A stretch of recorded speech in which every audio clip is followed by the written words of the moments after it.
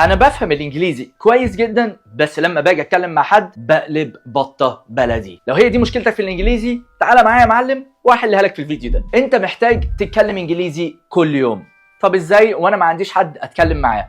تعال اقول لك. بص يا معلم، انت اي حاجه تعملها يوميا في يومك حاول تترجمها في عقلك بالانجليزي. يعني مثلا انت صحيت الصبح، اول ما تصحى قول I just woke up. I just woke up. داخل الحمام فتقول I'm going to the washroom. I'm going to the washroom. بتحضر فطارك فتقول I'm preparing my breakfast. حاول انك تترجم في دماغك كل حاجه بتعملها في يومك يوميا من عربي لانجليزي. اعمل الروتين ده كتير جدا يوميا عشان لما تتحط في موقف ومحتاج انك تستخدم الروتين ده بالانجليزي تكون استخدمته مئات المرات قبل كده. الحاجه الثانيه ودي مهمه جدا، ركز معايا، حاول تصور نفسك وانت بتتكلم انجليزي. اكتر حاجه ممكن تخليك تغلط وانت بتتكلم انجليزي حتى لو عندك انجليزي كويس انك ما عندكش ثقه بالنفس. ممكن يكون عندك حصيله لغويه كويسه بس الثقه بالنفس عندك في الضياع. من ابطل الحلول اللي بتحل الموضوع ده انك تصور نفسك فيديو وانت بتتكلم انجليزي. احساسك اصلا وانت واقف قدام الكاميرا وبتسجل لنفسك حتى لو انت بتتكلم بالعربي بيعدل ثقتك بالنفس. حاول بعد ما تصور نفسك شوف الاخطاء اللي انت عملتها والتأتأة اللي انت عملتها وحاول انك تعدلها بعدين. حط نفسك في محاكاة في اي موضوع بالانجليزي وحاول انك تترجمه من عربي لانجليزي واتكلم قدام الكاميرا